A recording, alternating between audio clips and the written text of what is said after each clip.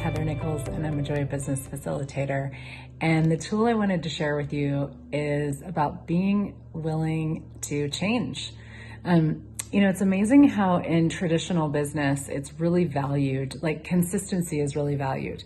Not changing is actually really valued. And there's this belief out there that if you don't change things, that you're reliable, you're predictable, you're more likely to be successful. And so much of business is about actually controlling change and mitigating it and managing it and avoiding it.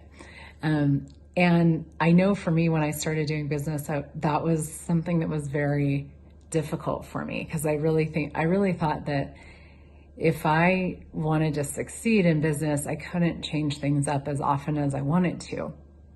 And then I discovered the Joy of Business and Access Consciousness and got invited to change all the time. Not just me, but to change what I'm doing, how I'm doing it, how much I'm charging for it, who I'm doing it with. And it turns out that changing things up in my business all the time, it keeps things fresh, it keeps them really alive, it keeps me having a lot of fun. It truly is like where the Joy of Business shows up for me, one of the many places, and just really allows me to actually be me in my business. I always say to people, you have a monopoly on you. And you might be in the same industry as somebody or doing a similar type of a business as somebody else, but they don't do it the way you do it. They don't bring to it what you bring to it. And whether you sell like services or goods or whatever, you still have a uniqueness that you bring to your business, which is actually your greatest asset. Believe it or not, you are your greatest asset, and you have a monopoly on you. Nobody else can do you or be you. Nobody else can do business the way that you do business when you're really being you. It's not about when you have lots of points of view about how things should go. It's like when you're really being you, there's this dynamic invitation for people to come and play. And we don't have to do a whole lot, really. It becomes way more about being who we are.